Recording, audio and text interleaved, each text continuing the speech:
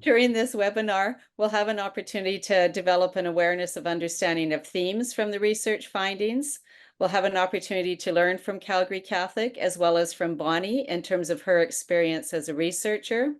And we'll have an opportunity to imagine appropriate strategies that most are appropriate for your role as a system education leader and supporting optimum learning for all students. Many of us are familiar with Dr. Santiago Rincon Gallardo, commonly known as Santiago. Santiago has been in our province many times, sharing research. Most recently, last year, I believe, or the last couple of years, he did a research study with Steve Anderson around what are those practices that system education leaders need to know and be able to do in their role, leading school systems. And that research has informed his practice and his messaging to us frequently. In the summer, when he came to us, one of his presentations was discussing the importance of the professional practice standards and how that brings forward coherence making within a system. He talked a lot about the value of professional learning as well as using data, but he supports that use of the practice standards. Thanks, Rogan, for flipping us to speaker view as well. In the themes, in the research, there's 4 themes that have come forward. Implementation is one theme, professional learning, and measuring impact, or evidence-based, using data for evidence-based decision-making.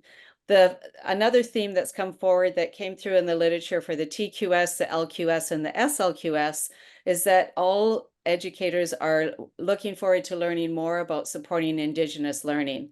And the implementation, professional learning, and measuring impact are, I feel, those overarching themes and not as content, more process focused.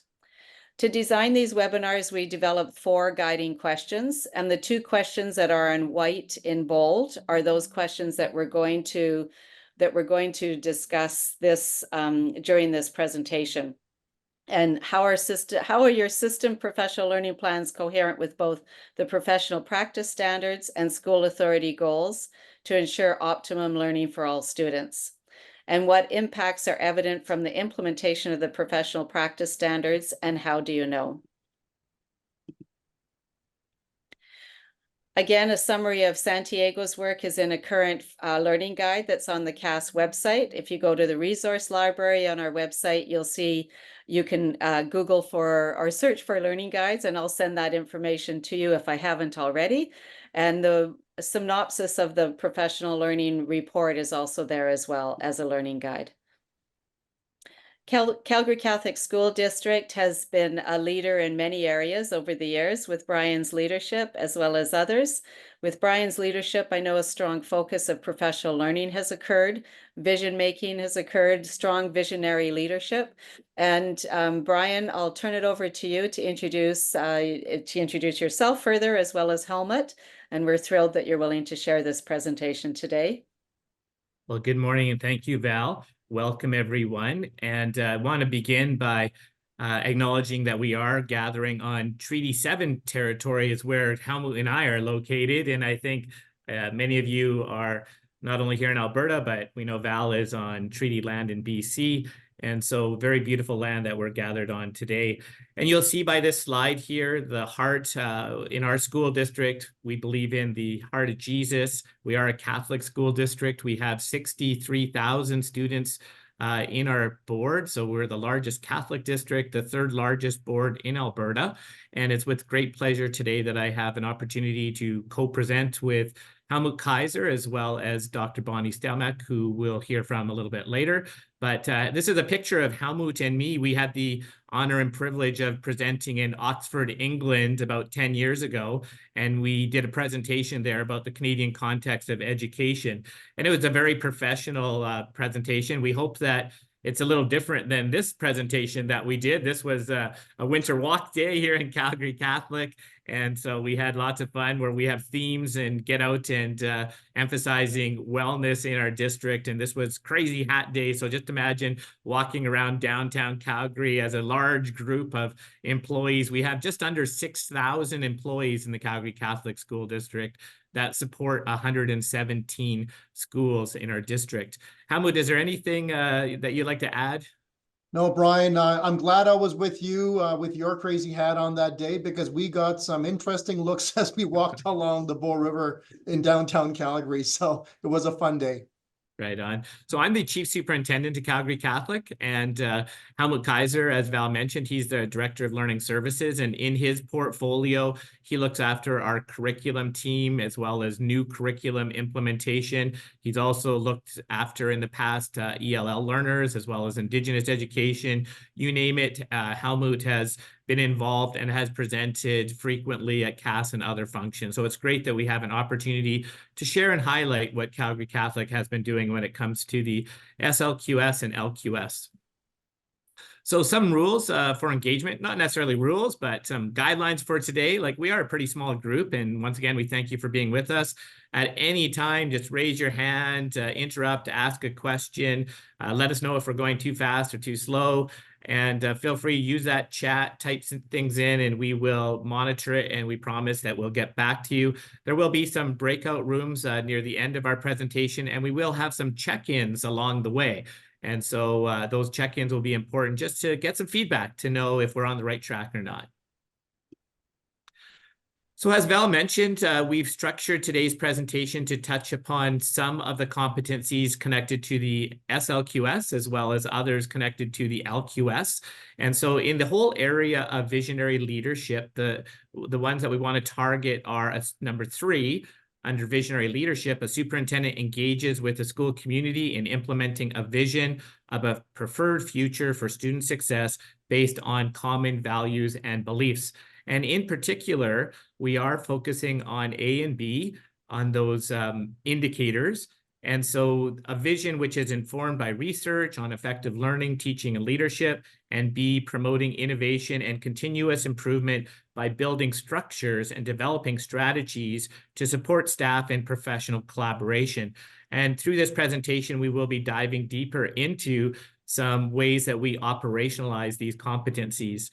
Under the LQS, Embodying Visionary Leadership, we will be primarily focusing on letters E and F of the indicators, which have to do with promoting innovation, enabling positive change, and fostering a commitment to continuous improvement, as well as accessing, sharing, and using a range of data.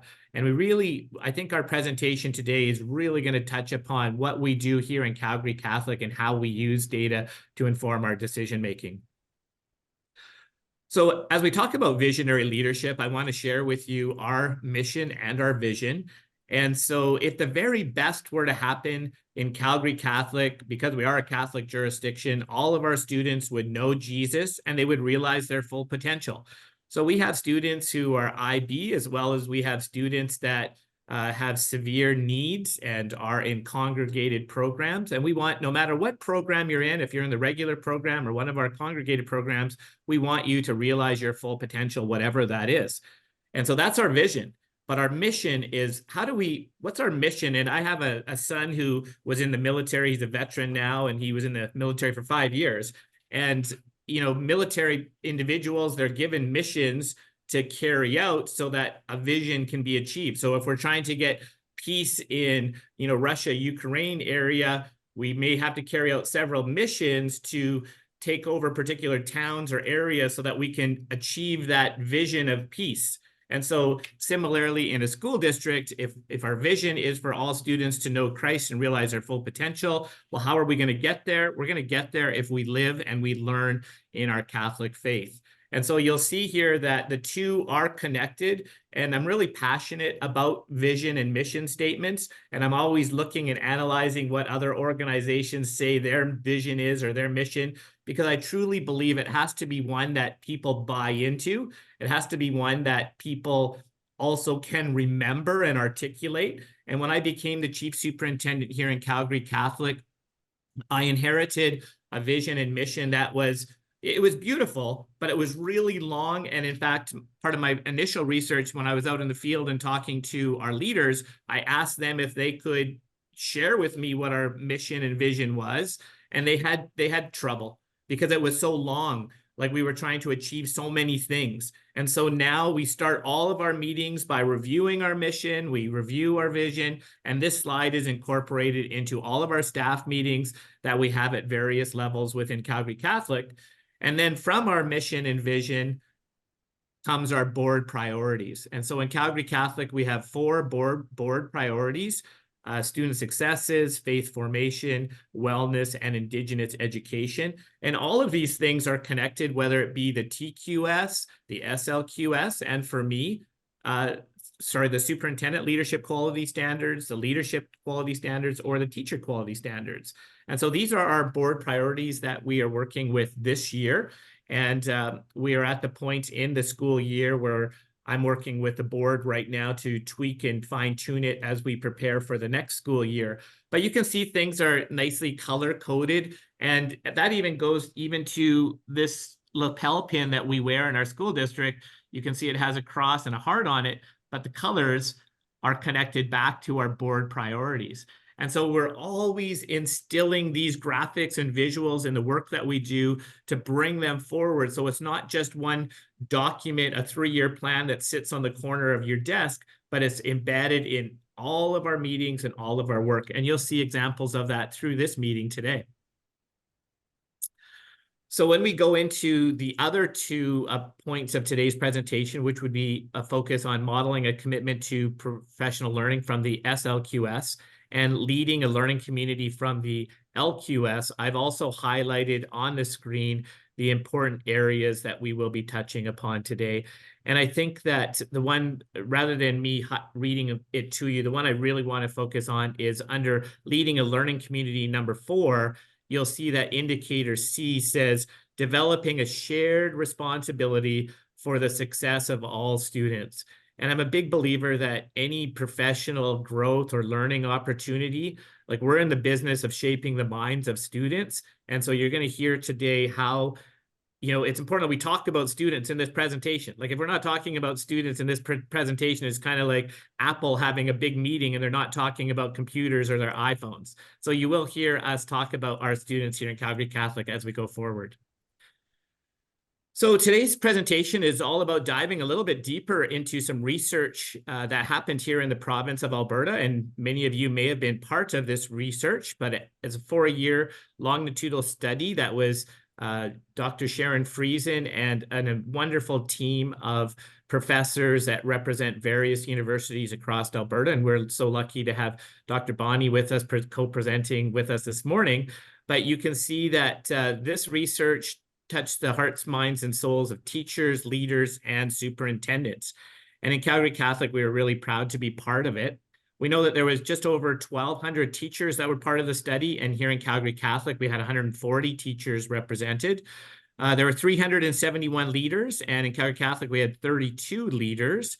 And there are 28 superintendents in Calgary in the study. And I was one of the superintendents that was part of that. So if you haven't heard of the study before, I'm not going to go too deep into it, but you need to know it was a 4-year study and it had 2 surveys that were completed online.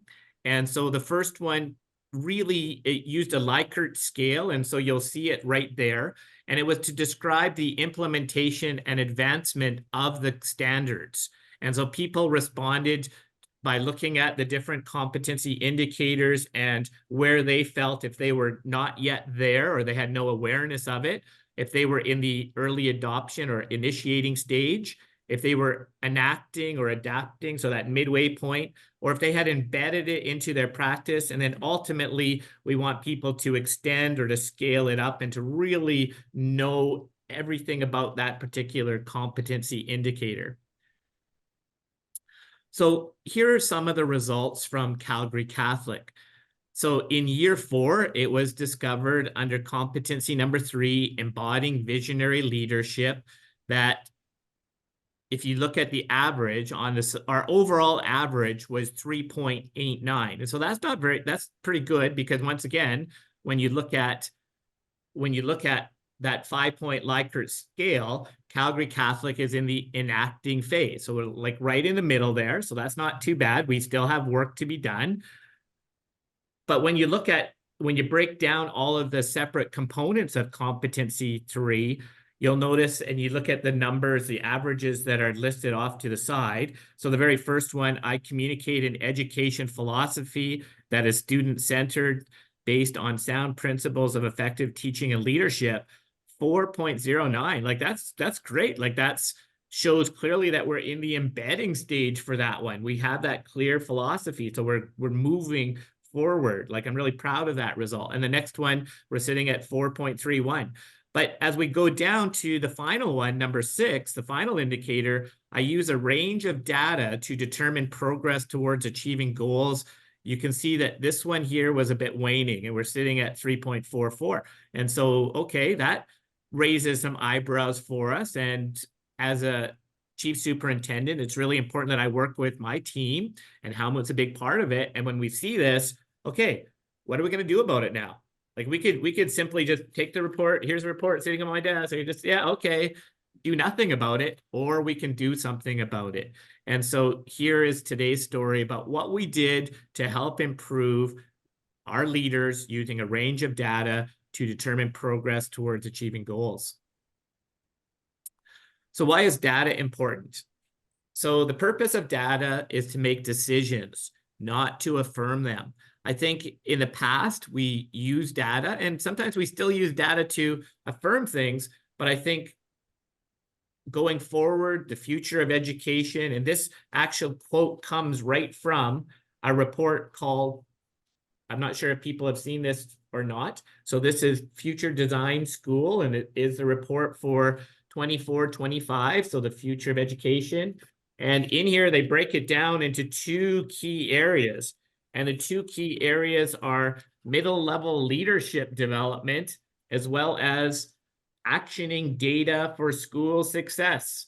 So I'd highly recommend this resource. And I think Val's going to send a link to the website for all of you. But if you haven't had a chance, you'll want to dive into this. Like this book alone is gold. Like it has some key articles in here that are pretty simple, straightforward, easy reads that you can share with your leaders, and then to start have conversations about these important topics. So this is what, when we go back to that question, like why is data important? Well, I shared with you a quote from Future Design, indicating why it's important. But if we look at the LQS and LQS number 3, indicator F, data is important because accessing, sharing, and using a range of data to determine progress towards achieving goals is right there. Alberta education, they also believe it's important, and that's why it's built into our competencies. Love this quote that I pulled also out from the resource I shared with you. When school leaders embrace real-time, data-driven decision-making, they pave the way for informed, effective strategies that benefit the entire educational ecosystem. So I just love that. And I think, you can put that quote up at a staff meeting, whether it's with a group of principals, and just say, okay, let's start sharing. What does that quote mean to you? I shared with you on a slide back where the research indicated that when it came to data, that we're a little bit behind and we need to, advance that one.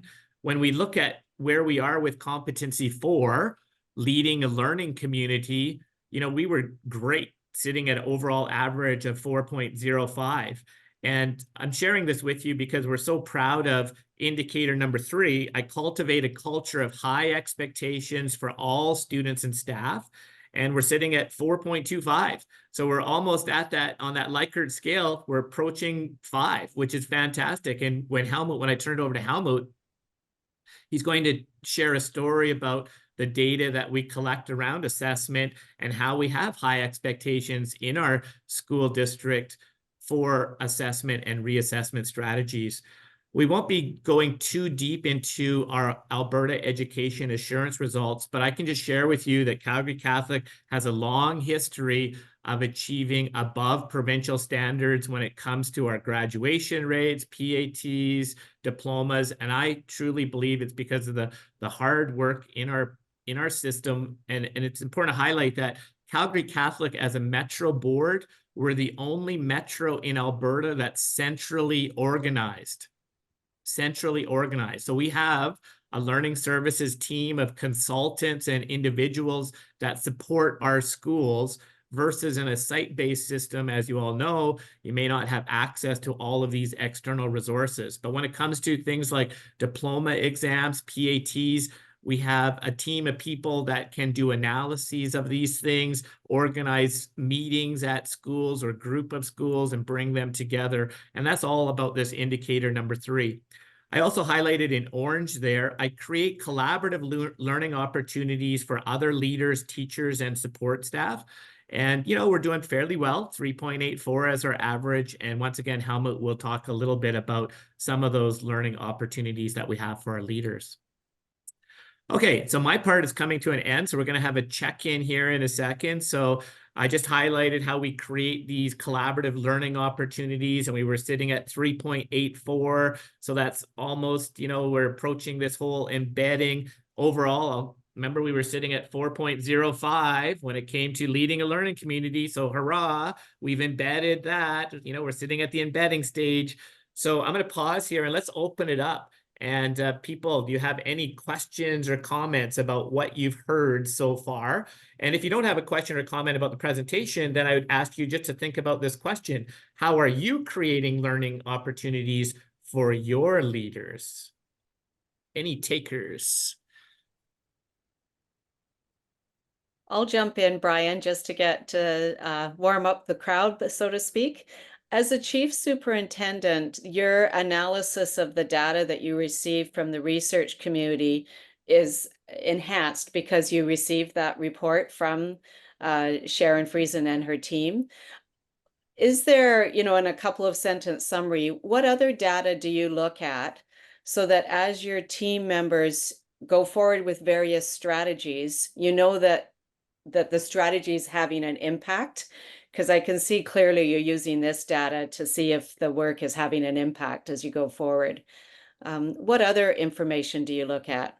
Yeah, we look at a variety of sources. I've mentioned the Alberta Assurance Report as well. Of course, we look at that. But I think as a chief superintendent, it's so important to model the importance of data and the analysis of data and conversations of data. And so what we do with our leadership team is I take them on retreat 3 times a year. So in the fall, in the winter, and in the spring, we take a whole day where we go off site and we have detailed conversations about the data. We talk about the 3-year plan, because it's so easy to have a 3-year plan that you put all this work into, and then it sits on the corner of your desk, and then you only look at it one other time, right? Like when you have to do the report and submission. So we have those 3 retreat days, but in addition to those 3 retreat days, we're constantly talking and going back and discussing data through our meetings. And Helmut will address some of the systems that we put in play, because it has to be intentional. Like if it's not intentional, it doesn't happen, right? And you have to model it. I think at the senior leadership team, it's so important that I model it for the leaders that I work with, because I expect my principals at the school level to also be intentional and to talk about data with their staff, with their teachers that are down in the trenches in the school. And so if they aren't seeing that we're talking about it at our level, guess what? They're probably not going to think it's important at their level. It's not going to happen. Other questions or maybe thoughts or comments on that? Dean, you look like I see your head nodding every once in a while. Are we doing okay here? Give us some kind of comment. Oh, no, perfect. I'm actually busy writing notes down. I'm really enjoying this, because one of the things that comes to my mind is what you just said is so critical about ensuring that this is occurring at the grassroots, because too often in our schools, the noise gets in the way. You know, in the regular work of teachers, the regular work of schools, the issues occurring in schools, sometimes we forget the importance of making sure mission, vision, values, and beliefs are at the forefront of the work we do. No, thank you for that comment. So you're bang on. So thank you, Brian. Thank you, Brian. No, thanks. Anyone else? Maybe we can hear from one more person and then we can move on to Helmut. Lori, I love your last name, Make Peace. Lori, do you have any comments? I love the last name too. It was great for an elementary school teacher. You know, when I think about data, I think about how data rich we are. And so for me, I'm new in my role. It's really looking at which data to dive into, because there's not enough hours in the day to go through all your data. So yeah, this is very interesting to me. Thank you. No, thank you for the comment.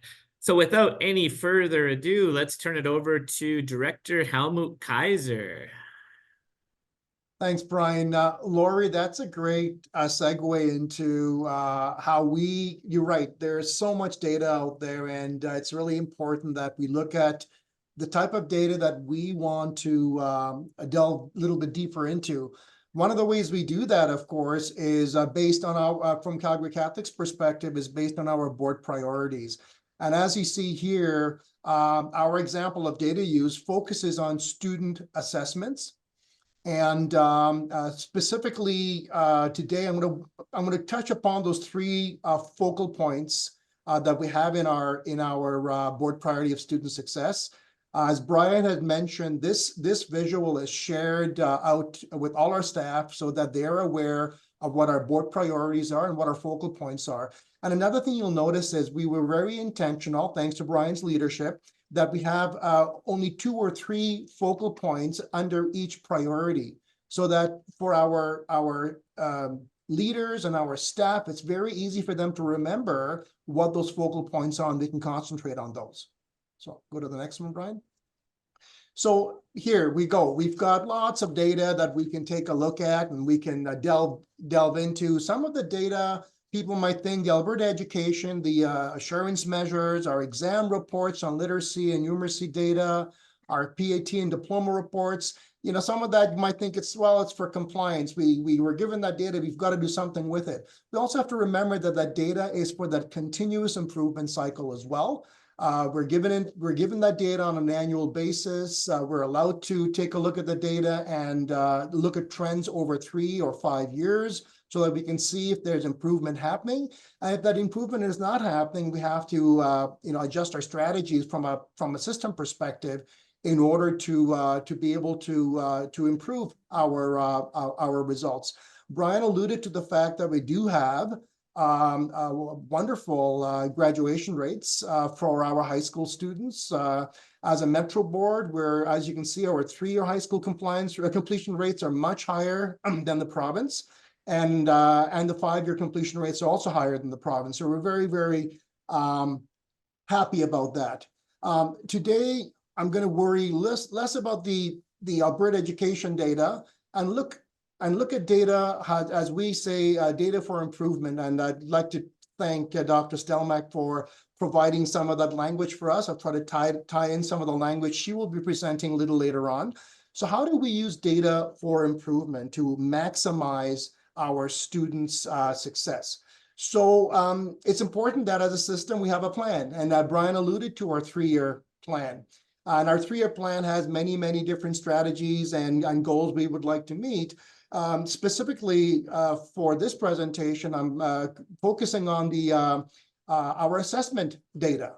And you can see, I'm not going to read this for you, but you can kind of see some of the goals that we have and what the outcome is meant to be. And the focus is always on our students. Students are the center of all that we do. We want them to be as successful as possible. And one of the ways that we ensure we're actually responding to what students are asking us is through something that we have developed as a district called the Student Voice Survey. So we'll just go to that next slide there, Brian. So the Student Voice Survey has been around for quite a few years. It's been around in its current format that we've developed to kind of echo our reality, and we ask questions that are relevant to our reality in our community. It was first administered back in 2019, and you can see that we generally have about 30,000 responses. In the past, we used to do this, the Student Voice Survey in the fall. But feedback, again, we're very, very responsive to feedback from the field. our leadership and our teachers actually told us that it would be better if we did this survey in the spring, which is going to happen right in the next couple of weeks here now in April, because by then the students have had a chance to get used to the school. They have a chance to get used to their teachers and their school community. And then our leadership at school can use the data from the student voice survey, from the 30,000 responses, to set their targets for the following year. So this student voice survey provides school-specific data. And then for us, from a system perspective, and being centralized, this is really good, as Brian had mentioned, it provides us with our district level data, so we can create targeted professional development and growth for our school communities. Next one, Brian. Okay, don't worry about if you can't read this. This is just to give you an overview of what that student voice survey looks like. As you can see, we ask questions in 9 different fields, all the way from faith championing. You can see it on the left-hand side, right beside our little graphic there. So we have faith championing, instructional practice, student success, student engagement, student wellness, empowerment and resilience, social competence, safe school and commitment, and then a couple of high school questions relating to if our students are looking to go into post-secondary or not. So roughly 42 questions that are asked of our students. You can see we selected, this is for grades 4 through 12, so they can select their grade level, the age range, their gender, their background, their ethnic background, if they're born in Canada or not, etc. So that's how this survey is kind of set up, and all that data comes into a big spreadsheet. Then where we use our Power BI to generate these graphs. Okay, so one of the pieces from all this survey data, and again, we really value our student voice. One of the pieces that became evident from the surveys is that when we took a look at my teacher gives me opportunities to redo tests, quizzes, and assignments, our students were telling us that, yeah, about 80% of students felt that they had this opportunity. But almost 21% of our students said that doesn't really happen in their world, or it's not part of their reality. So that data really spoke loudly to us. And as a system, you take a look at the SLQS and the LQS slides, the competencies that are indicated here, a modern commitment to professional learning and leading a learning community. We shared this data back with our leadership. And as a result of this, next slide, please, Brian. We discovered that many of our students are not afforded, like 1 in 5 students are not afforded a chance to be reassessed. So from a system perspective, in speaking with Brian and senior leadership, we made it a real focus of ours to take a look at this whole idea of reassessment. And as a result of that, we created a student reassessment survey. So here's an example of this student reassessment survey that you see here. This is the latest one that we provided our junior high students. As you can see, we had over 43,000 responses. And again, the data that was collected through the reassessment survey, we provided back to schools, so they had their school level data. And from a district perspective, we used it for our analysis to see how we can support schools. And Brian has the Visionary Leadership SLQS 3 A and B indicated here, because that's kind of the focus of why we took this data and then took it a step further. Brian, if you take a look at the next slide. So all those little writing you saw there, that this is kind of what the questions were. So on the first column, the survey questions, there were 8 questions there. And I've put this up for you for comparative purposes. You see in the second column, it talks about our junior high reassessment data, which was administered in the spring of this year. And it's comparing it to our high school data, which we administered in the fall. But one thing to note here, we had done 3 surveys with our high school already. So when you take a look at the data, I would ask you to note the difference in the strongly agree and agree column between the high school students and the junior high students. And then I've highlighted some things in yellow for you. So this is an opportunity for check-in right now. So when you look at this data, what decisions would you consider for your school jurisdiction and why? So if I could have someone just take a look at this data, and how can you interpret this data to help inform your decisions moving forward? So I'll open it up to the group. Thank you, Helmut. And as people are considering your check-in question, I just want to highlight Helmut and his team. They were brilliant in designing these surveys, because you could understand it could be really threatening. As a high school teacher, you're giving this survey out to your class, and you could be slammed like as a teacher, but we never made it teacher specific. We made it department specific. So in our high schools, and our high schools range in size from 1,500 to 2,400 students, that the survey wasn't drilled down to that specific teacher, but more to the math team or the social studies department. And so it kind of took that less threatening approach. Helmut, I don't know if there's anything else you want to share about that component of it. Brian, I'm glad you mentioned that, because the first time we administered the survey, which was last fall of 2022, our high school principals came back and told us that our teachers were very taken aback with the questions, and why were we asking this? We're going to target teachers.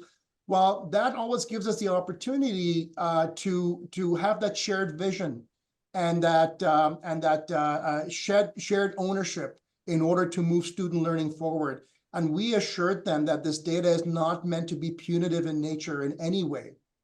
As I'll mention a little later, this data is going to help inform and improve our current administrative procedure on student assessment, because we want our assessment to be student-centered and benefiting each student individually to achieve their full potential, as our mission and vision statement tells us. Thanks, Helmut. I like to refer to it as healthy anxiety. Comments, maybe from someone we haven't heard from today, looking at this data. What decision would you make as a leader? Aaron, go ahead. Thank you for volunteering. Yeah, well, somebody has to.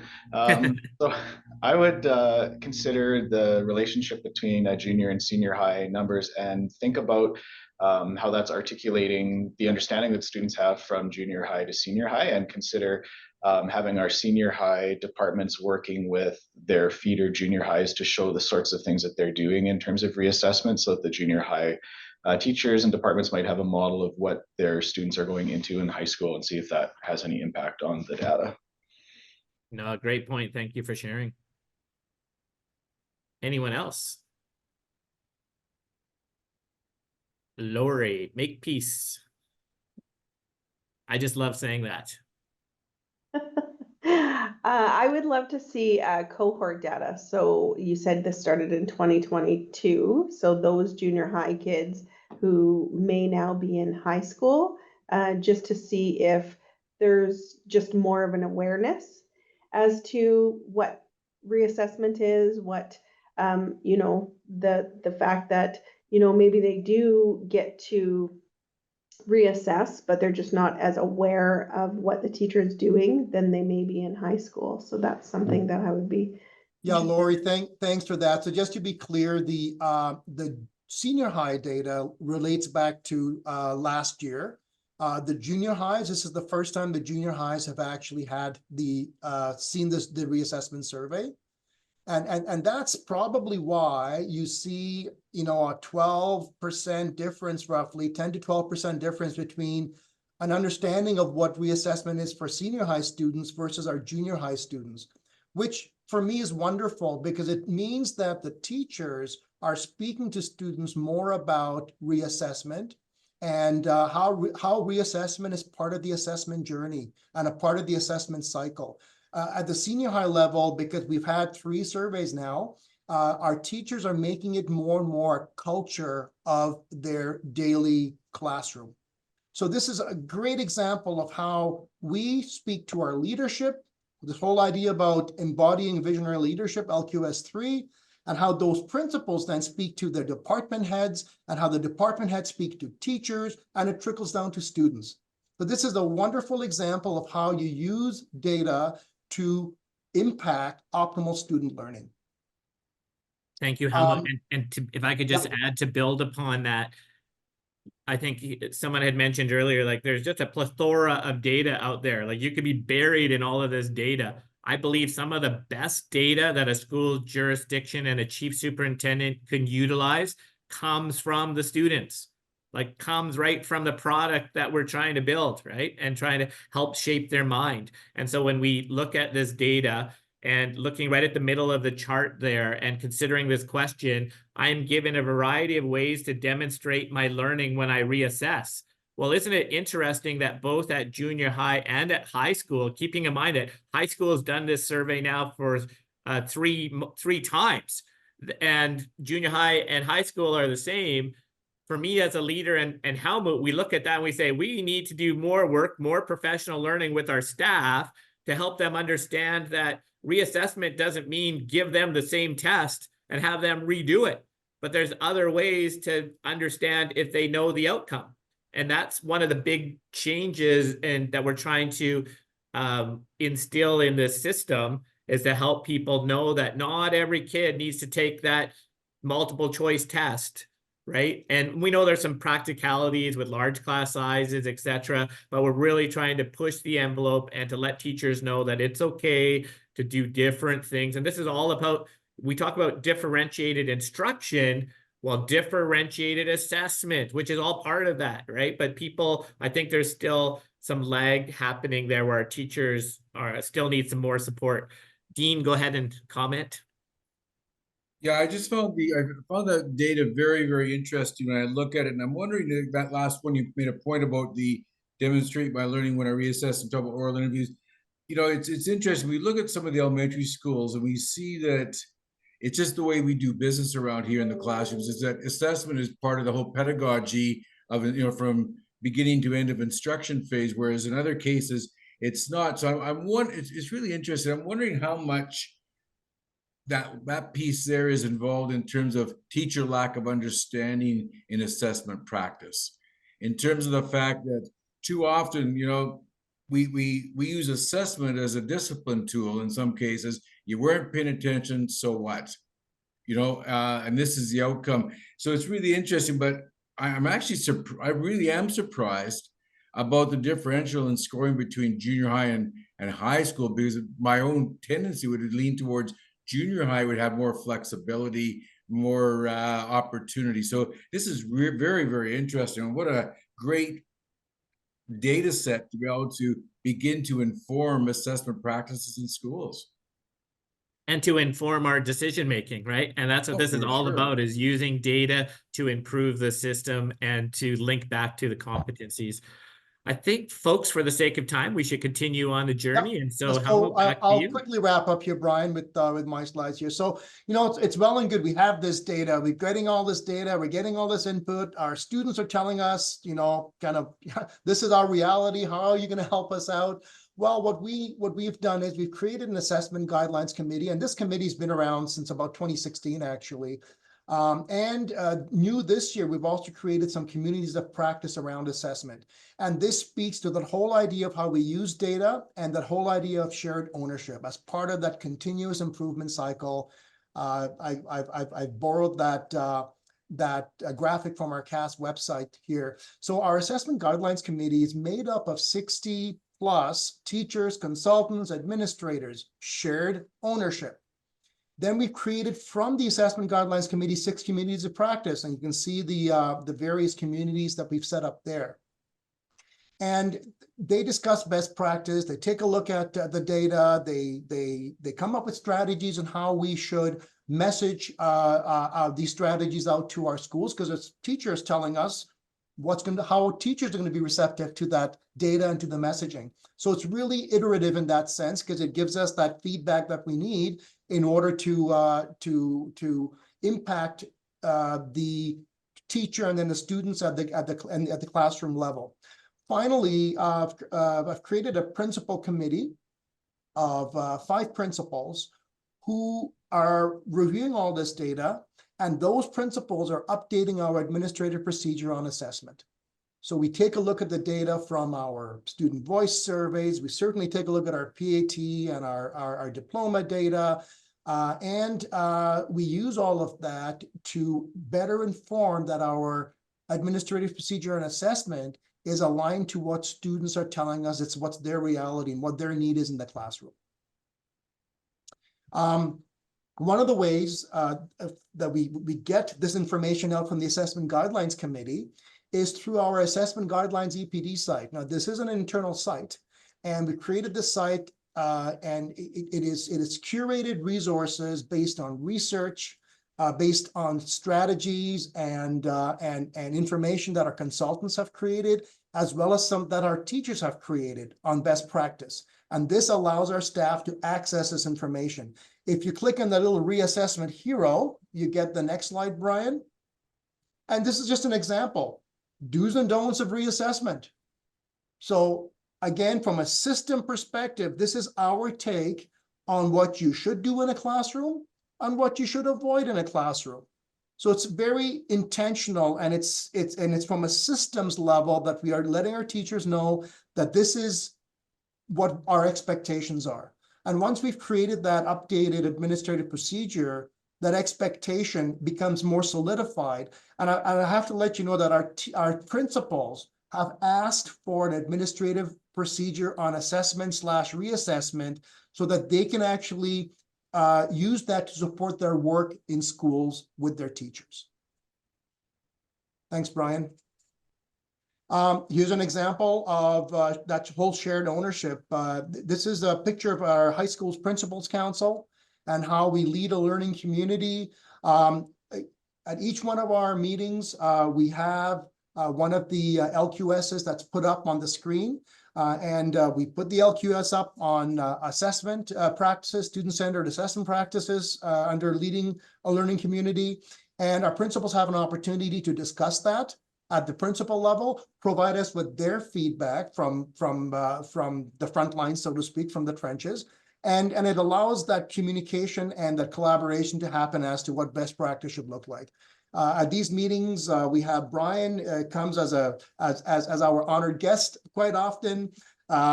We have superintendents at this meeting. We have all our area directors at this meeting, as well as our learning services directors who are part of this meeting, but with our high school principals. So it's a very cohesive group. It's a community of shared ownership.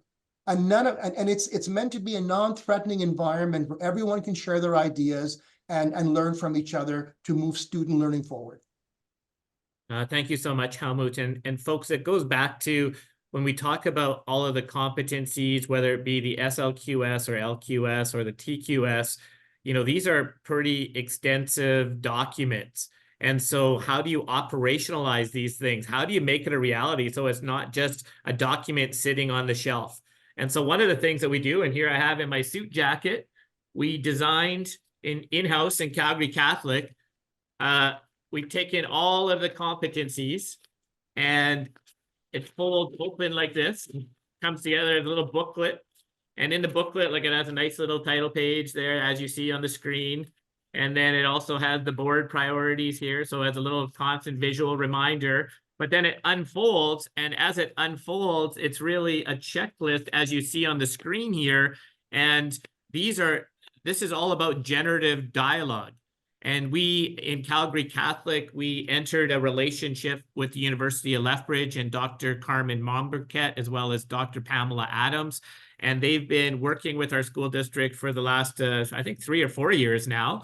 And we have organized professional learning activities where we bring our leaders together to talk about what is generative dialogue? How do you do generative dialogue?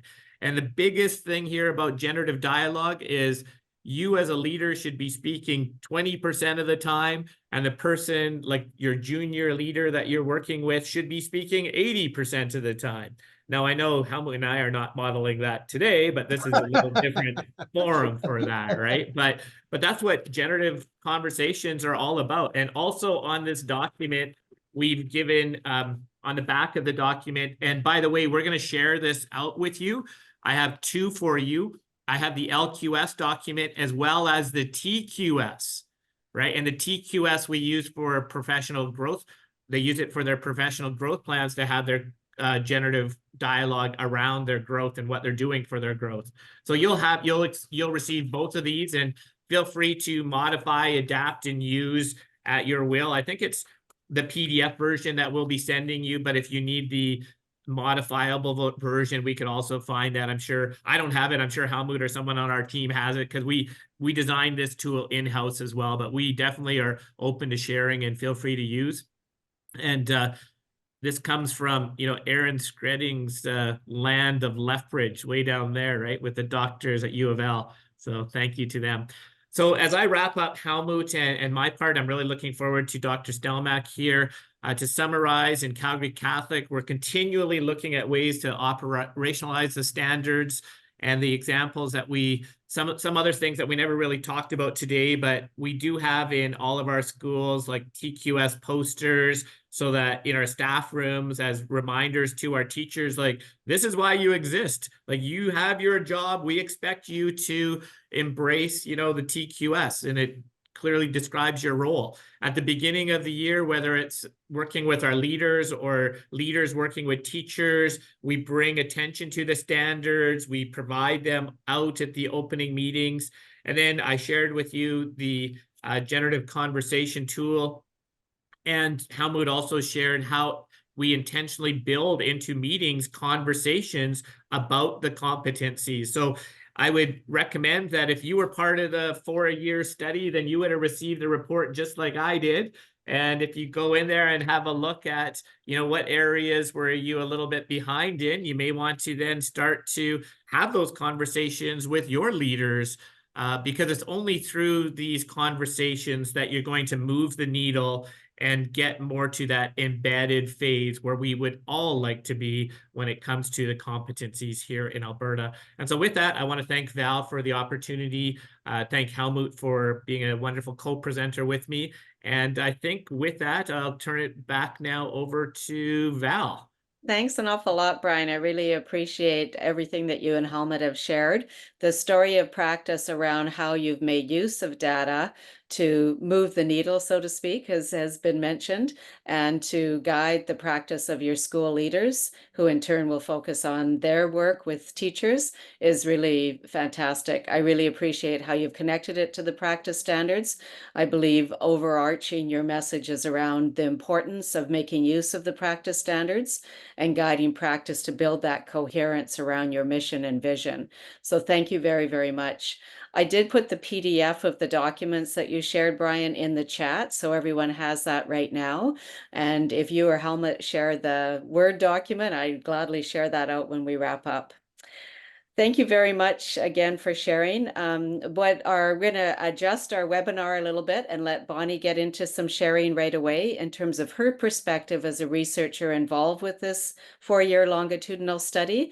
And we've asked her to focus on the theme of measuring impact. Bonnie Stelmach, over to you, please. Thank you, and good morning, everybody. It's such a pleasure to be here. And Brian and Helmut, I wrote lots of notes because there's some fantastic things going on in your district, and it will tie really nicely into what some things I want to just point out. So I was asked to talk about measuring impact, and you all know that, you know, correlation is the best we can do on most things in schools because there's so much going on.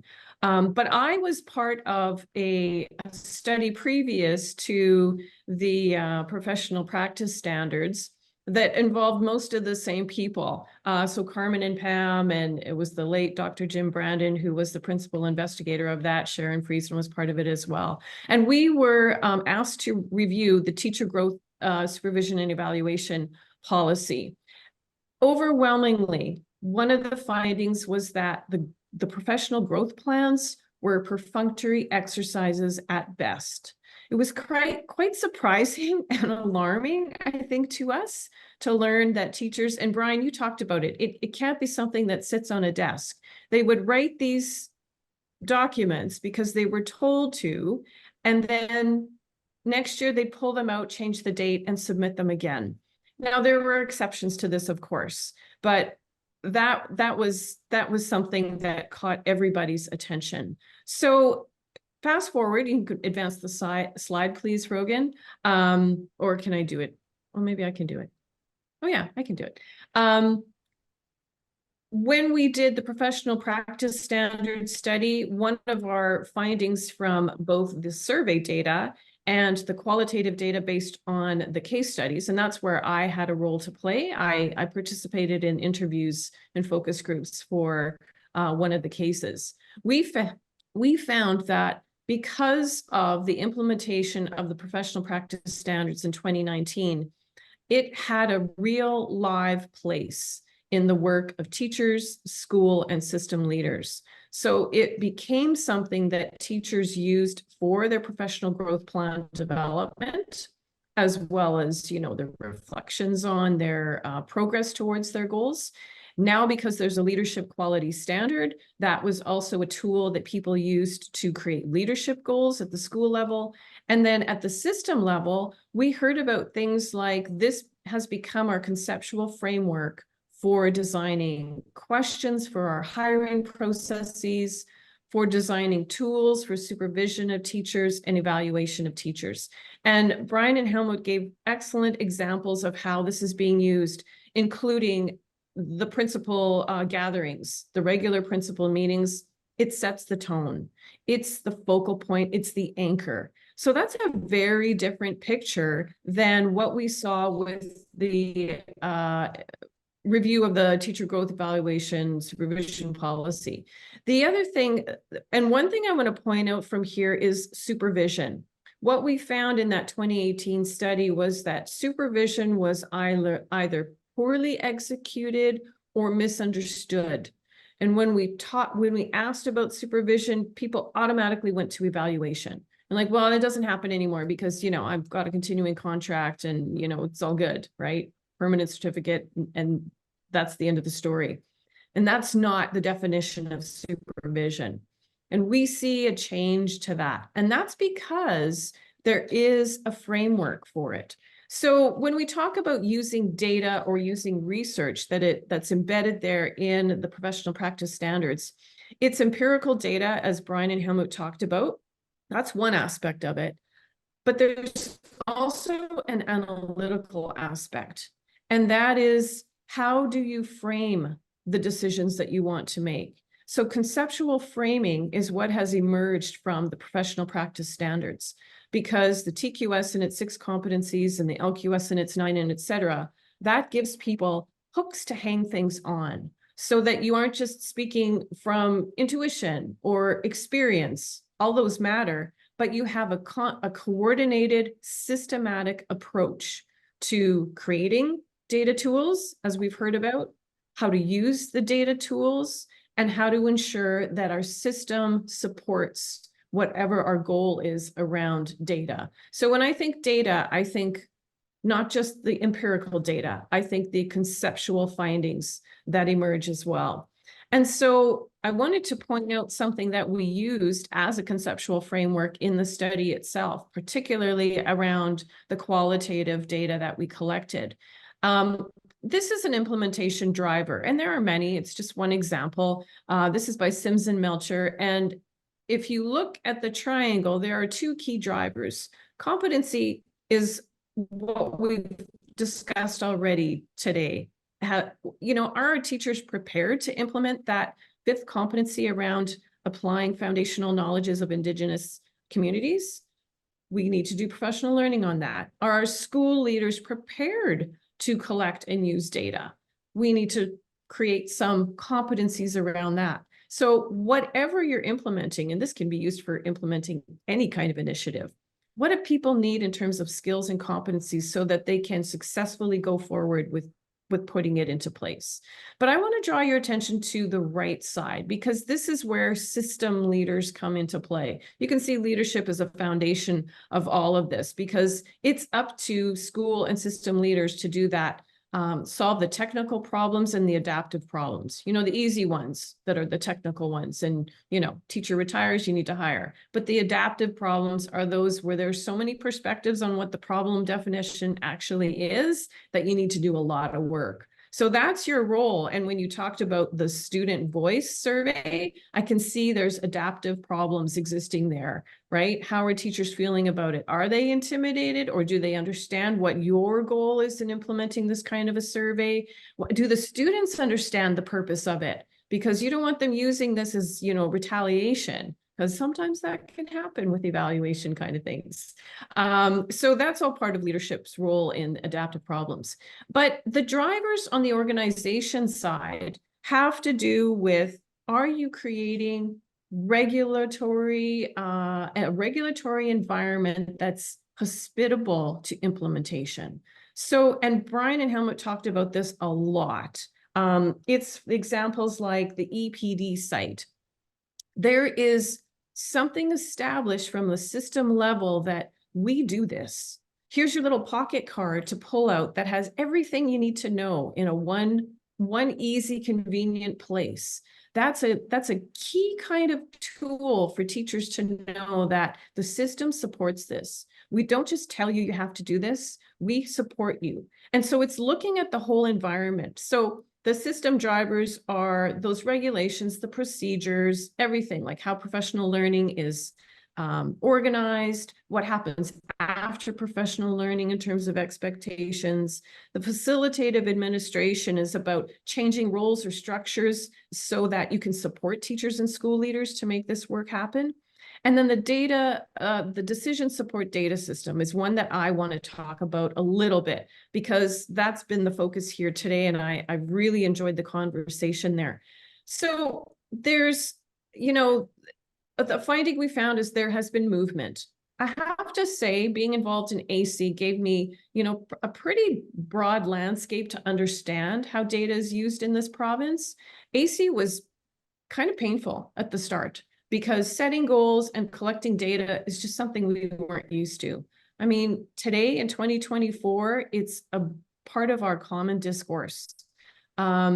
How people understand it, though, is maybe an area where there still needs to be, you know, some intentional conversations about what do teachers see as learning artifacts? And I can see that in Calgary Catholic, you're already doing that with the reassessment.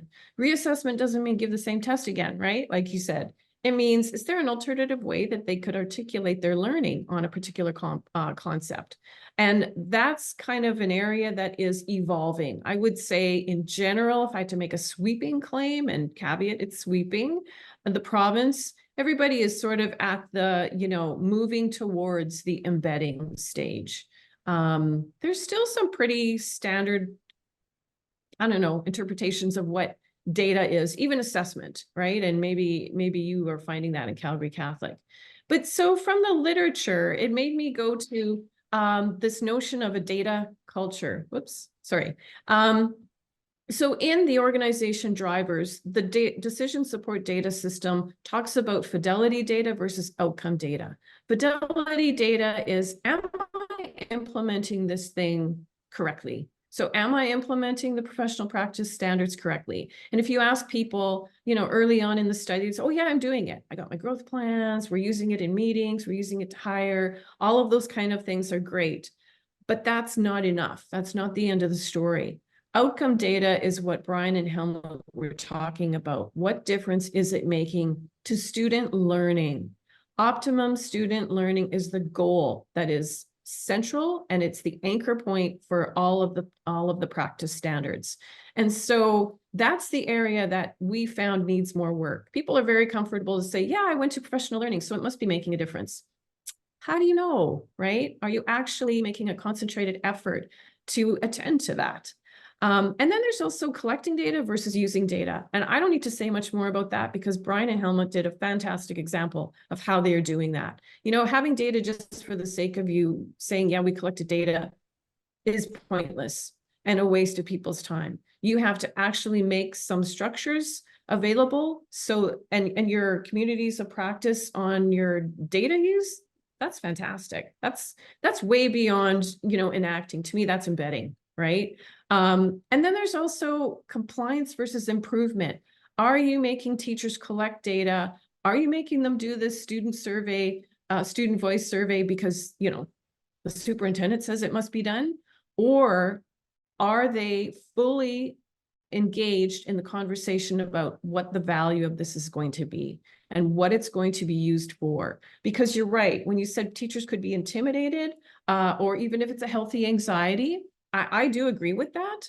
There's kind of a love-hate relationship with standardized tests, collecting data, and people are like, oh, you can't measure everything. Yeah, but you can measure a lot also, right? So you need that balance. We need to shift that discourse away from, you know, everything that's standardized is bad. It's not the case, but you need to know how to use it for improvement.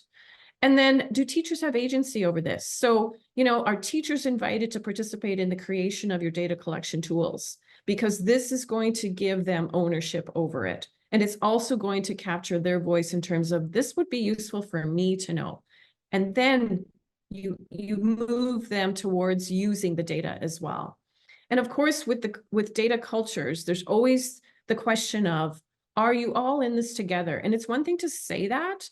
And what I love about your examples at Calgary Catholic is that you have put so many systems and structures and supports into place to say that, yeah, we're not just saying this. It's not just a beautiful mission on our letterhead or on our website.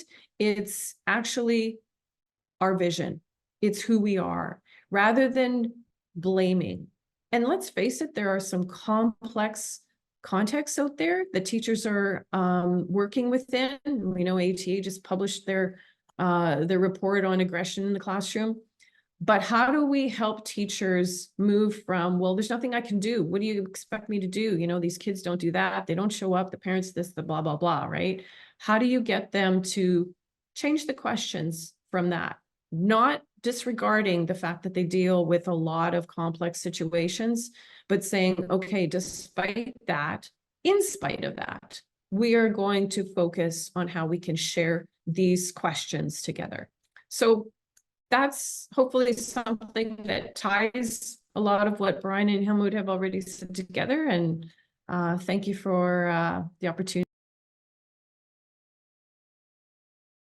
Many thanks, Bonnie, for sharing your expertise, longstanding expertise in our province in terms of supporting school authorities when you reference back to the AC days. So thank you for that past reflection. I appreciated how you tied into Brian and Helmut's story in terms of the systems, processes, and practices that they put into place to support implementation. It definitely is not just one professional learning opportunity that brings attention to the practice standards, but how they're applied throughout. So again, the highlight of the webinar for sure is, well, how do system leaders support implementation, and why would they want to do that? So before we go on to that question, I'm going to throw that question back to you, Bonnie. In the whole scheme of things, the implementation kind of cycle of the professional practice standards in terms of grant funding, in terms of we've done that, we're on to something else now. Why would school system leaders need to continue to focus on the professional practice standards from your perspective? Yeah, so if you look at research by call, for example, and you know, I led the literature review for one of the sections for this final report, and so I did a lot of reading about why people have standards, why, you know, school districts across the world, around the world, have standards. There's two purposes for standards in the professional context. One is regulatory, so guiding things like certification, serving a credentialing function, that's part of it. You know, you've got to do those evaluations for teachers to get their permanent certification, and it's also for contract purposes. And I think, you know, I can't remember if it was Brian or Helmut, but you talked about coherence. And you can imagine the ministry having this vision in mind when they came up with this. And I know, you know, the late Jim Brandon used to talk about the through line. And there is coherence when the whole system is expected to demonstrate excellence in certain ways that are grounded in research. So that regulatory function serves our province overall. One of the things we heard in that teacher growth evaluation supervision policy study was, You know, when teachers move around the province or they switch districts, we have no idea how they've been evaluated or what those evaluations really mean. And sometimes we're disappointed when we discover, you know, that gave glowing reviews, but there are some problems that we've identified. But the second purpose is developmental. And that is a lot of what Brian and Helmut talked about, which was just beautiful. You know, prior to the professional practice standards, I think we learned that there was a compliance orientation to doing things like growth plans. And it was all for, I have to do this, right? But it was rare to hear of teachers, for example, who asked for evaluation, even though that was clearly one of the options in the policy. They're like, no, why would I bother doing that? Because evaluation is nerve-wracking, right? And so, but from a developmental perspective, the professional practice standards introduced to our system in the province that these standards are to support student learning, which is everybody's vision. Everybody's vision. And it's also a guide for professional growth, no matter where you are. So it's not like, oh, you're the principal, so you're exempt. You can stop growing now. That culture has all shifted, I think, because of the professional practice standards. And it's also a way that, you know, there's excellence is standardized. And, you know, again, there's that term, but there's an expectation for excellence. And when people are concerned about practice, then there are supports put into place, right? Without a standardized approach, it can be a bit random. So again, back to that conceptual framing, right? Everybody has a systematic approach. The final thing I would say from a developmental perspective, maybe it's even a regulatory function, but it elevates the profession. We know the definition of a profession is that it is self-regulating, and it means that there's now, with the professional practice standards, a common rubric, if you will. I know some people don't like the term checklist, but it's a common framework, at least, so that peers, supervisors can get direction. They also have a tool for self-reflection, so that, you know, things like evaluation or supervision isn't always coming from an external source. They can internally drive their own growth. So that, I think, from a provincial perspective, and you know, this province is not always kind to teachers. It's one of the professions that everybody in the public thinks they have the right to make claims about. And, you know, everyone's gone to school, so everybody knows schools, right? But that it's not everybody can teach, and not everybody can lead a school system.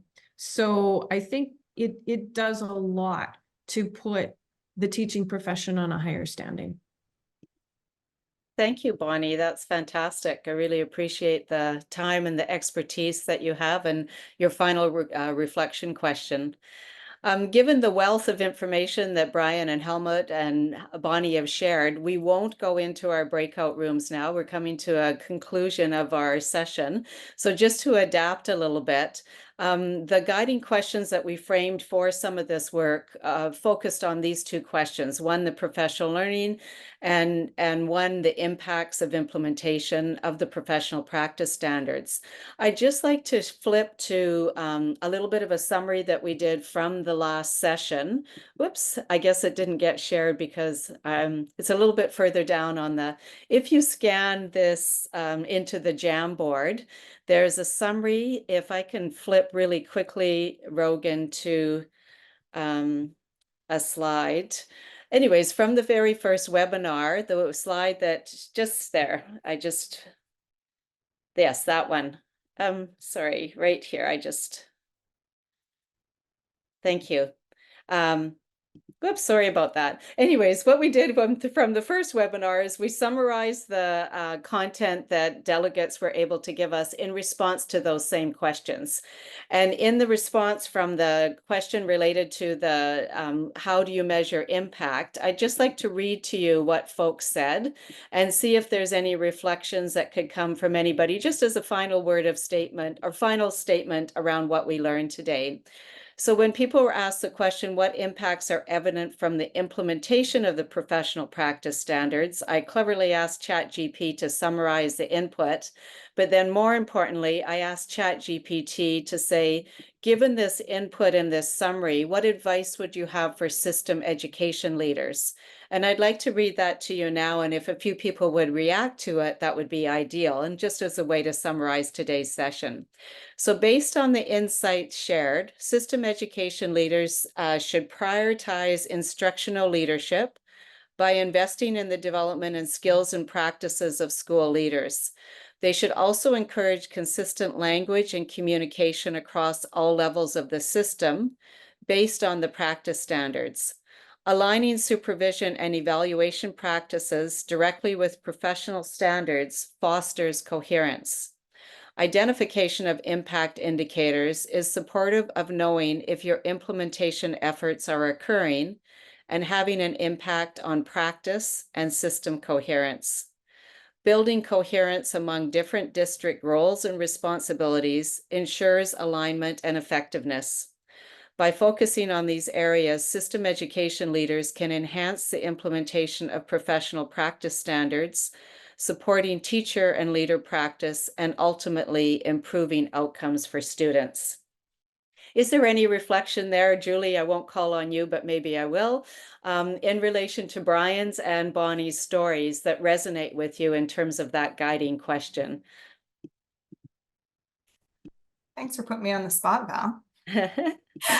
Just like everyone, I've been jotting notes and moving along the entire time and really trying to capture all that I'm thinking here today. I really appreciate today when we're talking about supporting leaders at all levels, formal, informal, and especially in my role supporting the principals.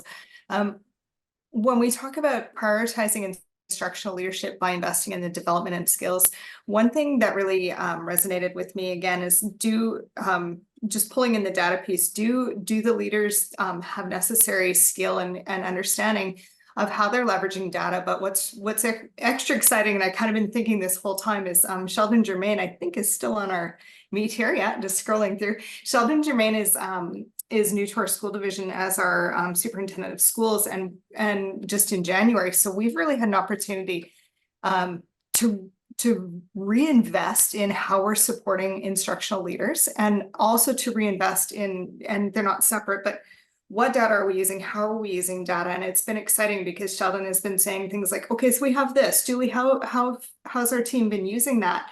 How are principals using that? And sometimes the answer is we're not. And it comes back to quite some time ago, I was going to say, but Aaron actually popped in before me. The data is usable. It has to be usable. It has to have that second step. So I see them as working together. It's not separate that we're supporting our instructional leaders. But just ensuring that whatever it is we're doing is based in knowing what we need and using the right data for that, whether it's what our instructional leaders are saying they need. But again, back to Calgary Catholics, it's got to come from student data. That's what we really want to continue to focus on. So that was lots all together at once.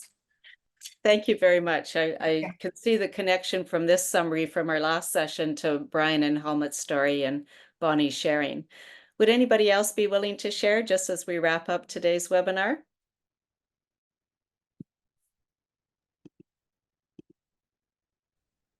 Hi, Val. This is Sheldon, and thanks, Julie.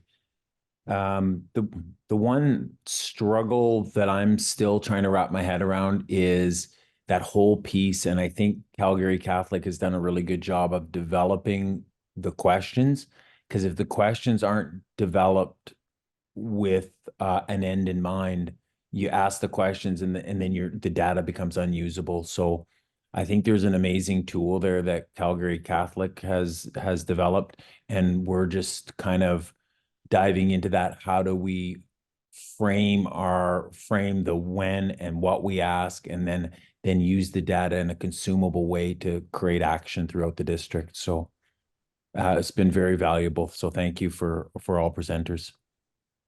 Great, thank you. Just as we wrap up, Brian, any final words that you would like to share?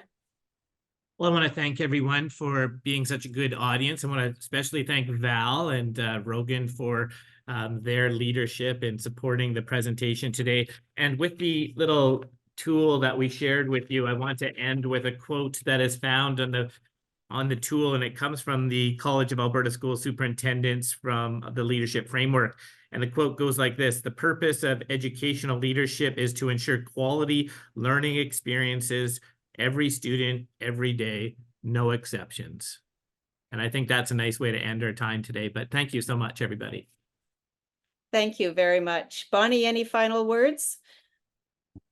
It's just such a pleasure to be part of this, and very inspired by the work that's happening out there. So thank you for this opportunity, Val, and thanks, Brian and Helmut, for including me in your sharing today. Thanks. A few notes in the chat saying, could we get the slides? We'll just clean them up and send them out to everyone. Just final words, kind of that so what, now what? And again, besides the story of practice that we heard today, that overarching message around implementation of the standards and that coherence making common language is helping to establish a culture of learning and expectations for the growth of all. Really appreciated some of the messages in the final study or the final report that the universities compiled based on the 4 years of the study. And that's where some of the merged findings and themes have come. And I believe a really worthwhile read. The standards offered a collective sense of professional accountability for superintendents, leaders, and teachers, and a shared responsibility for student learning. As Bonnie mentioned, elevating the profession, so to speak. So really appreciate those messages. Again, thank you to everyone for coming today, and we look forward to future learning opportunities with you, wherever that may be, along the CAS framework or with some other opportunity. So thanks. Have a great day, everyone. Bye, everybody. Thank you.